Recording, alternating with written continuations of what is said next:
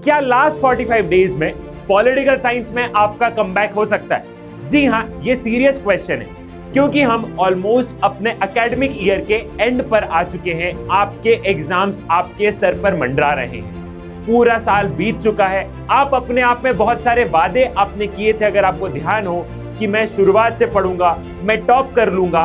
अब बारी आ चुकी है उन वादे को फुलफिल करने की। और इस पूरे साल में कभी फेस्टिव सीजन तो अभी लगे हाथ शादी का सीजन आ चुका है और बहुत बार हमने आलसी कर दिए। अब आखिरी कुछ दिनों में पॉलिटिकल साइंस को कैसे पढ़ा जाए, इसकी मैं पूरी की पूरी आप लोगों के लिए स्ट्रैटेजी लेके आया हूं। जी हां, आप लोगों के लिए मैं सिद्धार्थ पटेल एक पॉलिटिकल साइंस का मास्टर प्लान लेके आया हूं, जिसके तहत अगर आप उसके अकॉर्डिंग पढ़ाई करते चलोगे तो आपका कमबैक होने की पॉसिबिलिटी है। आपके कमबैक होने की पॉसिबिलिटी है। सबसे पहले मेरे लाल अपन ये समझते हैं कि आखिर पॉलिटिकल साइंस में समस्या कहां पर आती है। इस डिसिप्लिन में, इस सब्जेक्ट में आप लोगों को कहां पर समस्या आती है। तो सबसे पहले इतना बड़ा सिलेबस है। पॉलिटिकल साइंस का सिलेबस काफी वास्ट है। 18 चैप्टर्स हैं और 18 चैप्टर्स दिखने में वो पतली पतली सी किताब है, लेकिन उनके बहुत अलग अलग, बहुत डीप मतलब रहते हैं। ये आप भी जानते हो कि एनसीईआरटी कम लाइन में बहुत गहरा मतलब कहना जानती है। तो उतने बड़े सिलेबस को पढ़ना अपने आप में एक जंग है। 18 चैप्टर्स हैं और अपने पास में दिन काफी कम है। इसके बाद में क्रोनोलॉजी समझ में नहीं आती। क्रोनोलॉजी मतलब कि कब लेजिस्लेचर, कब एग्जीक्यूटिव, कौन क्या कर रहा है, प्रेसिडेंट क्या कर रहा है, प्राइम मिनिस्टर क्या कर रहा है, इसका आर्टिकल कौन सा है, इसका आर्टिकल कौन सा है। तो क्रोनोलॉजी समझने में बड़ी ही समस्या आती है। हमारा एक थॉट प्रोसेस डेवलप नहीं हो पाता है। फिर डेट्स एंड ईयर को याद रखने में प्रॉब्लम्स आती है। अलग अलग डेट्स हो गई, अलग अलग ईयर हो गए कि लोकल सेल्फ गवर्नमेंट कब आया, नगर पंचायत का कब हुआ, म्यूनिसिपैलिटीज का कब हुआ, कौन सा अमेंडमेंट कब हुआ, बेसिक स्ट्रक्चर कब आया। तो इन सब के डेट्स को याद करने में काफी समस्या आती है। इनके ईयर को याद करने में अपने को काफी समस्या आती है। मैप वर्क अलग आ रहा है। कार्टून बेस्ड क्वेश्चन समझ में नहीं आते, हर कार्टून एक जैसा लग रहा है। असर्शन एंड रीजन वाले एमसीक्यूज, जो असर्शन एंड रीजन वाले एमसीक्यू आते हैं, वो नहीं बनते हैं सर। एंड लेंथी आंसर्स, हमें पॉलिटिकल साइंस में बड़े बड़े आंसर्स, लेंथी आंसर्स लिखने पड़ते हैं। तो इतनी सारी समस्या एक आम बच्चे को हम लोग देखते हैं कि इन जनरल पॉलिटिकल साइंस में आती है। और अगर हमें टॉपर बनना है, अगर आपको टॉप करना है, तो आपको इन समस्याओं से डील करना होगा। आपको इन समस्याओं से डील करना होगा। तो सबसे पहले मेरे लाल, तुम क्या करो? सबसे पहले तो तुम सिलेबस समझो। अपनी 2 किताबें, ये तुम जानते हो ना, सिलेबस किताब तो उठाई है ना तुमने। अपनी 2 किताबें, पॉलिटिकल थ्योरी और इंडियन कॉन्स्टिट्यूशन एट वर्क, इसमें हमने देखा कि इसमें 8 चैप्टर है और इसमें हमने देखा कि इसमें 10 चैप्टर है। तो टोटल हो गए अपने 18 चैप्टर यहां पे। इसका मतलब क्या है कि तुम टॉपर बन सकते हो या नहीं बन सकते हो। अगर तुमने आज तक पढ़ाई नहीं की तो तुम टॉपर बन सकते हो या नहीं बन सकते हो। हकीकत बताऊं तो मेरे लाल, अगर तुम आज से मेहनत करोगे, तो टॉपर बनने की पॉसिबिलिटी है, पूरी नहीं है। मैं रियलिटी बोल रहा हूं।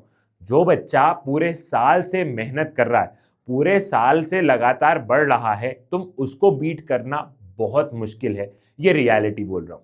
लेकिन फिर भी अगर तुम आज से पढ़ोगे तो नहीं टॉपर तो भी 80-85% आ जाएंगे। आज भी देर नहीं हुई है। आज भी अगर तुम लोग सिर्फ सोचते रहोगे कि मैं करूंगा, ये शादी निपटा लेता हूं, वो कर लेता हूं, तो नहीं हो पाएगा। एक वो बच्चा है जो कि अप्रैल से पढ़ते जा रहा है या जुलाई से पढ़ रहा है।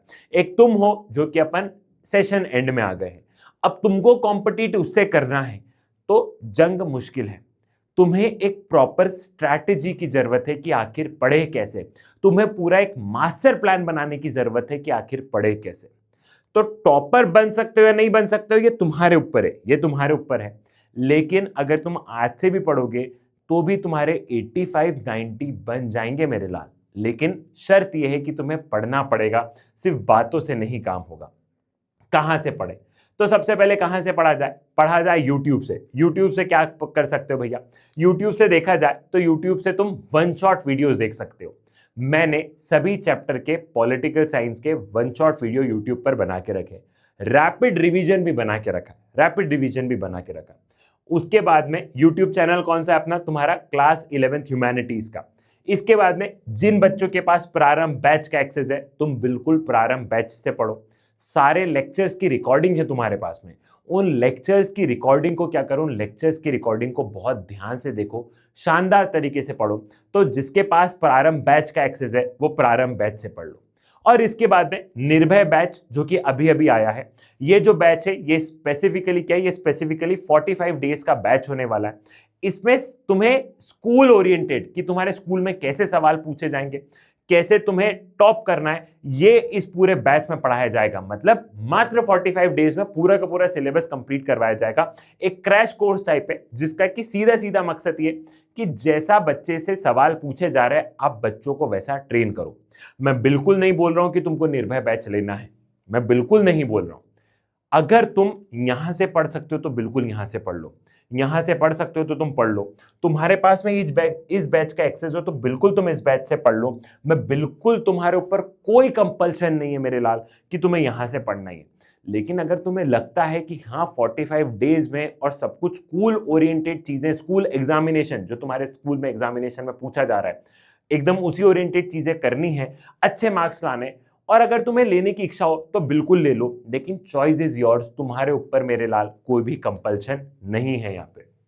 फिर पढ़े कैसे, तो तुम्हें 80-20 रूल से पढ़ना होगा। अब 80-20 रूल क्या है, पहले तुमको क्या लगता था, पहले तुमको 80-20 रूल एक जमाने में क्या होता था, एक जमाने में ये होता था कि 20% सिलेबस से 80% क्वेश्चन आते हैं, 20% सिलेबस से 80% क्वेश्चन आते हैं, ये 80-20 रूल हुआ करता था। लेकिन आज की तारीख में 80-20 रूल मेरे लाल बदल गया है।